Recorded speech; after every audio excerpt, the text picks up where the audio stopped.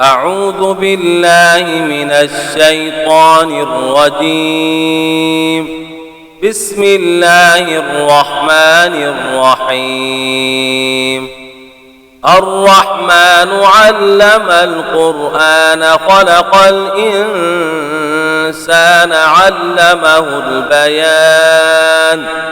الشمس والقمر بحسبان والنجم والشجر يسجدان والسماء رفعها ووضع الميزان ألا تطغوا في الميزان وأقيموا الوزن بالقسط ولا تخسروا الميزان. والأرض وضعها للأنام فيها فاكهة والنخل ذات الأكمام والحب ذو العصف والريحان فبأي آلاء ربكما تكذبان. خلق الإنسان من صلصال كالفخار وخلق الجان من مارج من نار فبأي آلاء ربكما تكذبان. رب المشرقين ورب المغربين فبأي آلاء ربكما تكذبان. مرج البحرين يلتقيان بينهما برزخ لا يبغيان فبأي آلاء ربكما تكذبان. يخرج منهما اللؤلؤ والمرجان فبأي آلاء ربكما تكذبان. وله الجوار المنشآت في البحر كالأعلام فبأي آلاء ربكما تكذبان. كل من عليها فان ويبقى وجه ربك ذو الجلال والإكرام فبأي آلاء ربكما تكذبان. يسأله من في السماوات والأرض كل يوم هو في شأن فبأي آلاء ربكما تكذبان. سنفرغ لكم أيها الثقلان فبأي آلاء ربكما تكذبان. يا معشر الجن والإنس إن استطعتم أن تنفذوا من أقطار السماوات والأرض فانفذوا لا تنفذون إلا بسلطان فبأي آلاء ربكما تكذبان. يرسل عليكما شواظ من نار ونحاس فلا تنتصران فبأي آلاء ربكما تكذبان. فإذا انشقت السماء فكانت وردة كالدهان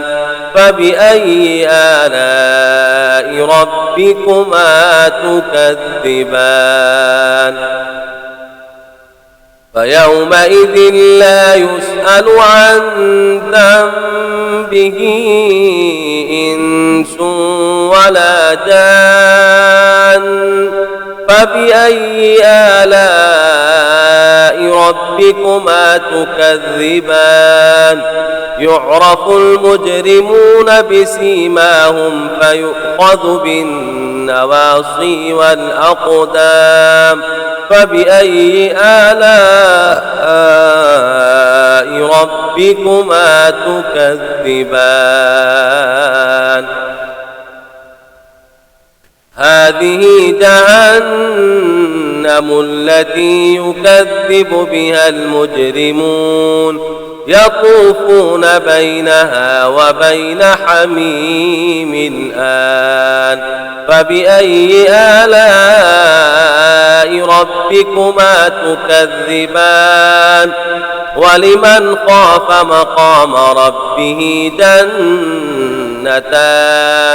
فبأي آلاء ربكما تكذبان ذواتا أفنان فبأي آلاء ربكما تكذبان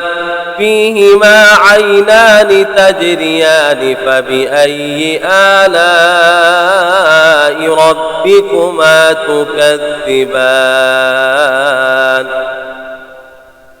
فيهما من كل فاكهة زوجان فبأي آلاء ربكما تكذبان متكئين على فرش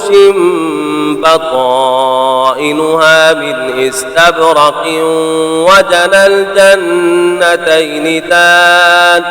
فبأي آلاء ربكما تكذبان فيهن قاصرات الطرف لم يطمثهن إنس قبلهم ولا جان فبأي آلاء ربكما تكذبان كأنهن الياقوت والمرجان فبأي آلاء ربكما تكذبان هل جزاء الإحسان إلا الإحسان فبأي آلاء ربكما تكذبان ومن دونهما جنتان فبأي آلاء ربكما تكذبان مدهامتان فبأي آلاء ربكما تكذبان فيهما عينان نضاختان فبأي آلاء ربكما تكذبان فيهما فاكهة ونخل ورمان فبأي آلاء ربكما تكذبان فيهن خيرات حسان فبأي آلاء ربكما تكذبان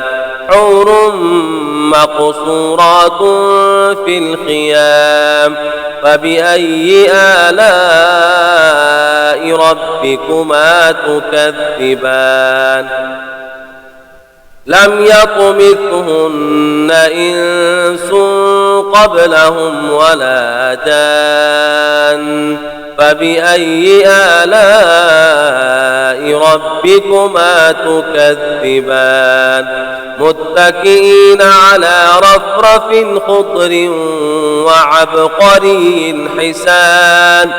فبأي آلاء ربكما تكذبان تبارك اسم ربك ذي الجلال والإكرام بسم الله الرحمن الرحيم يا أيها المزمل قم الليل إلا قليلا نصفه أو انقص منه قليلا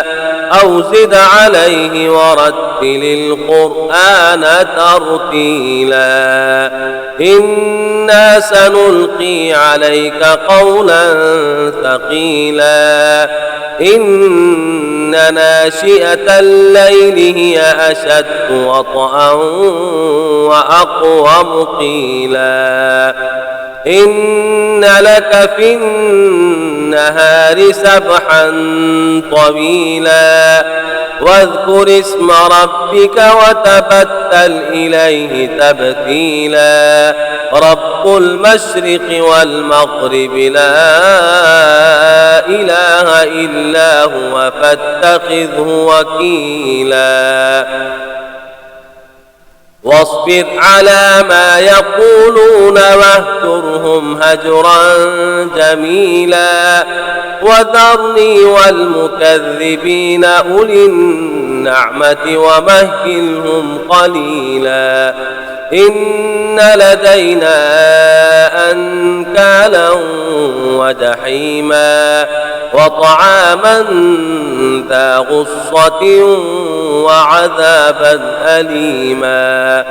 يوم ترجف الأرض والجبال وكانت الجبال كثيبا مهيلا إنا أرسلنا إليكم رسولا شاهدا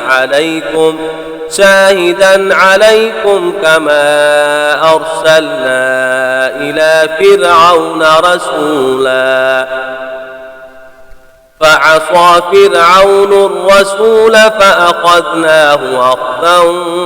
وبيلا فكيف تتقون إن كفرتم يوما يجعل البلدان شيبا السماء منفطر به كان وعده مفعولا إن هذه تذكرة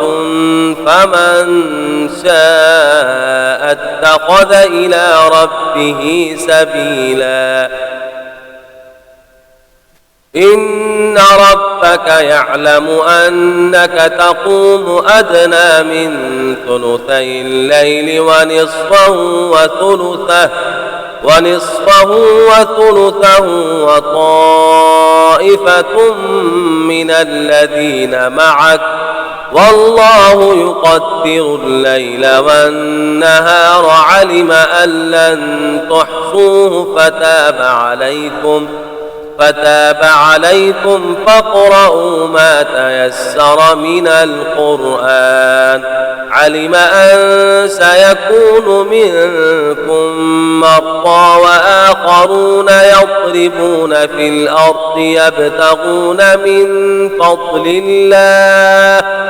وآخرون يقاتلون في سبيل الله فاقرؤوا ما تيسر منه وأقيموا الصلاة وآتوا الزكاة وأقرضوا الله قرضا حسنا وما تقدموا لأنفسكم من خير تجدوه عند الله هو خيرا وأعظم أجرا واستغفروا الله إن الله غفور رحيم صدق الله العظيم.